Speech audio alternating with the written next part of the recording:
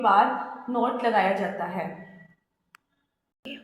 Present perfect tense में जो helping verbs use होते हैं हमारे पास वो होते हैं has and have.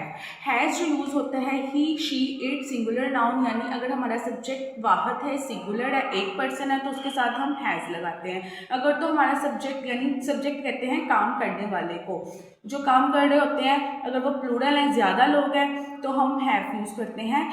I, we, they, you, यानी है सिंगुलर नाउन के साथ यूज़ होता है like he, she, it, and have plural noun के साथ यूज़ होता है I, we, they, you. Sentences को मेक करने के लिए हमारे पास एक फार्मूला गिवन है। जैसे हमने प्रीवियस टेंसेस किए हैं उसमें भी जैसे कंटिन्यूस है तो कंटिन्यूस को मेक करने के लिए हमारे पास हेल्पिंग वर्ब चेंज होते हैं, वर्ब चेंज होता है, वर्ब की फॉर्म्स चेंज होती हैं। सेम इसी तरह इसमें जो हमारे पास प्रेजेंट परफेक्ट टेंस का फार्मूला है वो है सब्जेक्ट। सबसे पहले हमारे पास सब्जेक्ट आ जाएगा, फिर जो है हमारे हेल्पिंग वर्ब्स हैं हैज़ एंड हैव वो आ जाएंगे, फिर प्लस नॉट आएगा।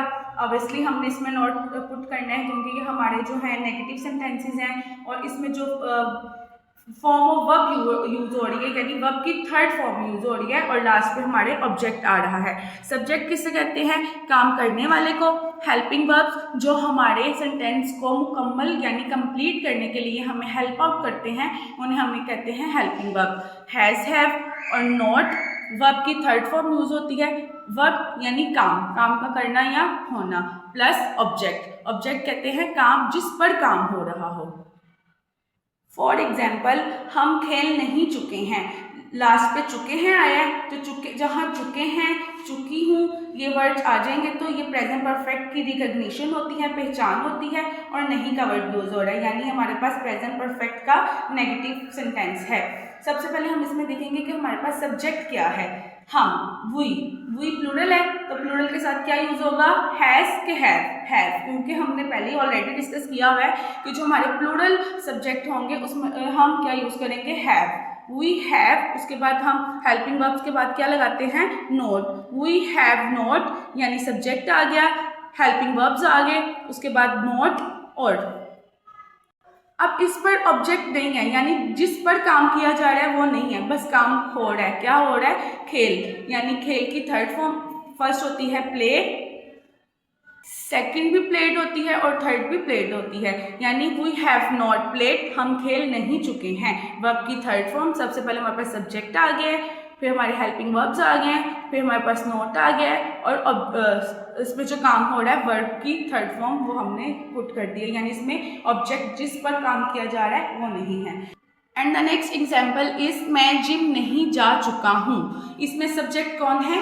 मैं, आई हमेशा प्लूरल में काउंट किया जाता है। आई, उसके बाद हम लगाएंगे हेल्पिंग वर्ब, आई प्लूरल है तो उसके साथ हैव लगेगा, आई हैव, हेल्पिंग वर्ब के बाद नॉट लगेगा, आई हैव नॉट। अब काम क्या हो रहा है? नहीं जा चुका हूँ यानी जाना, तो इसकी इंग्लिश क्या होगी? Go, went, gone. Third form verb की थर्ड फॉर्म यूज होगी, I have not go gone. अब किस पर काम हो रहा है? कहाँ जा रहे हैं? जिम, तो I have not gone to gym. Same as it is, वो गाना नहीं गा चुका है। सबसे पहले हमारे पास सब्जेक्ट सिंगुलर है ही, तो इसके साथ हम हैज पुट करेंगे, ही हैज नॉट। आगे गाने की इंग्लिश क्या होती है? सिंग, सिंग, सैंग, संग। हमने प्रेजेंट परफेक्ट में form of verb third use करनी है। ही हैज नॉट संग आ सॉन्ग यानी जिस पर काम हो रहा है गाना, तो ऑब्जेक्ट हमारे पास क्या हो जाएगा? सॉन्ग, ही हैज नॉट संग आ song. And the next is interrogative, सवालिया।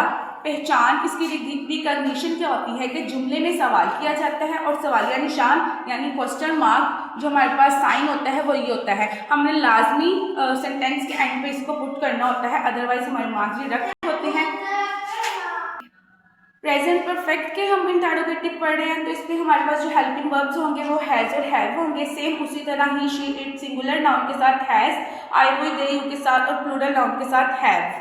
इसमें जो हम इंटरोगेटिव में अपना फॉर्मूला यूज करेंगे उधर हमने नेगेटिव में क्या किया था? सब्जेक्ट के बाद हेल्पिंग वर्ब उसके बाद नॉट लगा दिया था। अब इंटरोगेटिव सेंटेंसेस को मेक करने के लिए हमारे पास ये रूल होता है कि हमारे जो हेल्पिंग वर्ब्स होते हैं वो हमारे स्टार्ट पे आ जाते हैं, जैसे हैज़, हैव और सेम फार्मूला वही हो जाता है, सब्जेक्ट वर्ब की थर्ड फॉर्म प्लस ऑब्जेक्ट। इसको देखते हुए हमने अपनी एग्जाम्पल एंड सॉरी लास्ट पे क्वेश्चन मार्क हमारा कंपल्सरी होता है क्योंकि यही हमारा साइन हमें बताता है कि ये जो है इंटरोगेटिव है, इसमें सवाल पूछा जा रहा है। फॉर एग्जाम्पल क्या वो जिम जा चुका है?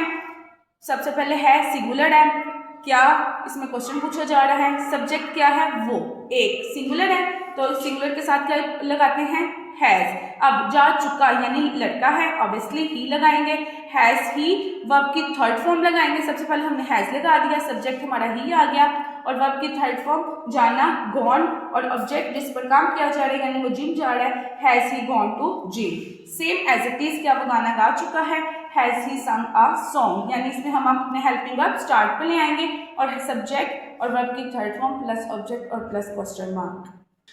Hope so you will be clearly understand the tenses lecture. Next our subject is conceptual GR, pair of words. Today we read expect and hope. EXPECT pet. Expect तवक्को, I expect to get good marks. I expect मुझे तवक्को है to get हासिल करूँ good marks अच्छे number in the coming आने वाले examination इम्तहान में।